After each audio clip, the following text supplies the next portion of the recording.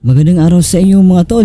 Magbibigay tayo ng reaction and comment tungkol sa interview ni Kat Tunying with businessman Ramon Ang, the largest shareholder of San Miguel Corporation.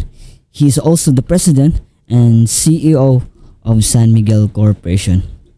Ako yung napamaha dito sa ugali ni Sir Ramon Ang sa kanyang mapagkumbaba. Kahit gaano pa siya kayaman ay napanatili ang kanyang personalidad na simpleng tao at marunong makisama sa kanyang mga empleyado. Before panonoorin natin ang video na to, please subscribe sa YouTube channel ni Kat Tunying and also pakisubscribe na din sa aking channel, Itols TV. So panonoorin na natin to mga tol. Ako kayong isang, hindi ko alam kung interview o ni-record lang talaga, gaya na banggit nyo. Yung sabi nyo, yung ibang mga tao na hindi namumuhay within their means, may, yung bang naka-squatter, may hila-hilang tuwan-tuwa ako dun eh. Hindi, ganito yan. Kinukwento ko doon sa mga kaibigan ko kasi. Sabi ko, pare, kailangan tayo, simple lang ang buhay natin. We live within our means. Opo. Tingnan mo yung mga ibang tao dyan. Oh, nakatira na nga sa barong-barong. Nakatira na ng kung saan. Naka-signature na damit. Naka-signature na bag. May aso pang maliit. Mag-aaway na kami nun. Ganun po? Hindi ako kahit papayag. sa mga anak ninyo? Tinutukoy ko to especially sa mga anak ko. Opo. I do not allow them to be going around na magyabang ng kung ano-anong sinusuot at kung ano-anong dinadala. Ngayon, nagpa-interview ako, kailangan daw nakarelo ko, kaya naka-stainless akong relo. Pero usually, hindi ako nagre-relo. Sabi nila, baka daw overacting na wala man lang daw ako relo. Tsaka nagbihis pa ako, dapat round neck t-shirt nga lang ang suot ko eh. Pero ito pong binanggit sa mga, tinuro nyo sa kanila yung mula na maliliit pa sila. Of course. Hindi siya madali eh, no? Kailangan tinuturo sa mga bata na matuto ng simpleng buhay. Yung anak ko bunso, si Jacob, kagagraduate na college. Pinadala ko sa probinsya, sa Pangasinan, sa planta. Sabi ko, diyan ka magtatrabaho araw-araw, diyan ka matutulog, kasama mo kakain ng lunch at dinner yung lahat ng empleyado. Huwag ka makakain-kain sa labas ng McDo o kung ano-ano ha. Dahil you are going to, as if, show them na hindi mo sila kapareho. Kailangan habang nandiyan ka, kasama mo sila. Kung ano yung kinakain nila, kung ano yung ginagawa nila, pareho lang kayo.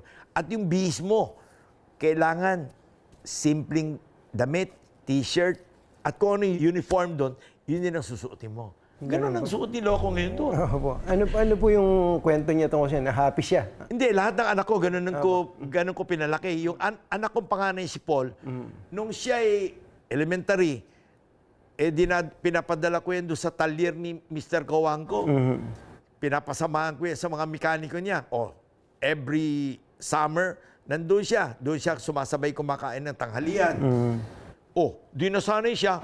Ang tawag niya sa mga mekaniko, kuya. Ang tawag niya sa mga tubero at electrician, kuya. Ay, lumaki na maayos. Hindi ko po problemahin yun.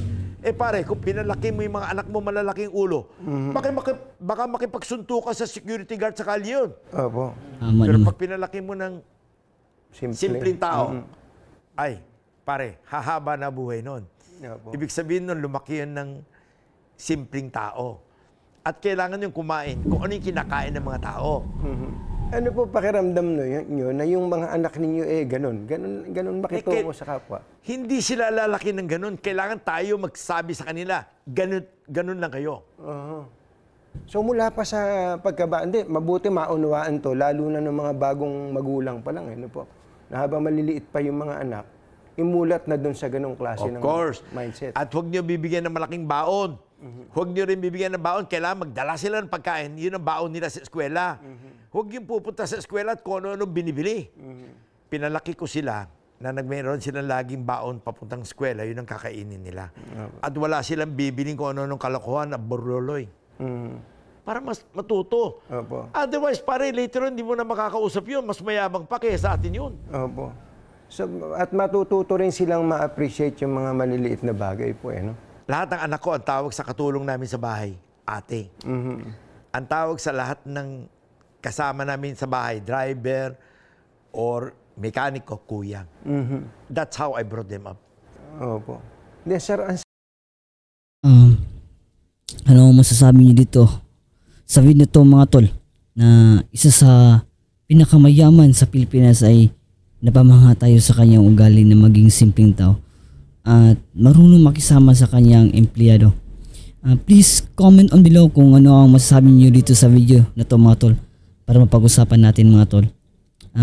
Shout out pala kay Darren Medico from Consolacion. Hanggang sa muli, ako nga pala si Etol. God bless.